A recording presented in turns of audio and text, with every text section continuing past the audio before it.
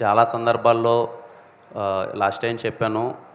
ఇంకా ఏం చెప్పాలో కూడా నాకు తెలియట్లేదు. నేను కూడా అందరిలానే వెయిట్ చేస్తున్నాను. నేను సార్ వాళ్ళని అదే అడుగుతున్నాను, ఇంకా లేట్ చేయొద్దండి, తొందరగా సినిమా వేసేయండి. ఎందుకంటే నాకు తెలుసు ఈ సినిమా ఏం జరుగుతుందని. ముఖ్యంగా ఈ పాట గురించి చెప్పాలి. పాండిచేరిలో 7:30కి అనుకుంటా ఒక బ్యూటిఫుల్ టెంపుల్. ఆ రోజు మార్నింగ్ యాజ్ యూజువల్ రోజు సెట్కి వచ్చినట్టే ఆ రోజు సెట్కి వచ్చాం. రవెన్న సీన్ పేపర్ తీసుకొచ్చాడు.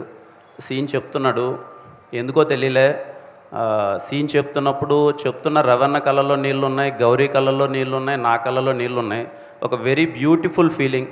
ఒక టెంపుల్లో కూర్చొని తన నరేషన్ ఇస్తున్నప్పుడు వింటున్నప్పుడు మాకు ఎలా అయితే కలిగిందో, మీకు ఈరోజు సాంగ్లో పడిన ఫస్ట్ విజువల్ ఏదైతే టెంపుల్ దగ్గర విజువల్ పడింది కదా, నాకున్న కొద్దిపాటి నాలెడ్జ్తో చెప్తున్నాను. ఆ సీన్ అన్నది ఐకానిక్ సీనిక్గా తెలుగు సినిమాలో ఎప్పటికీ నిలిచిపోతుందని నేను అనుకుంటున్నాను, నేను నమ్ముతున్నాను. అది షూట్ చేసేటప్పుడు రవీణకి చెప్పాను. నాకు సార్ వాళ్ళు చూసినప్పుడు కూడా చెప్పారు అదే విషయం, చాలా బాగా వచ్చిందని.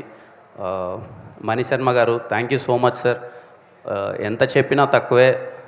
వదలనే పాట కానీ, గుర్తుందా పాట కానీ, నెక్స్ట్ వచ్చే మన పాట కానీ అన్నీ ఈ సినిమాలో చాలా అద్భుతంగా ఉంటాయి అన్ని పాటలు. ఈ పాట ఇప్పుడు ఏదైతే విన్నారో ఈ పాట ఖచ్చితంగా మీకు ఇప్పుడు చాలా బాగా నచ్చుతుంది.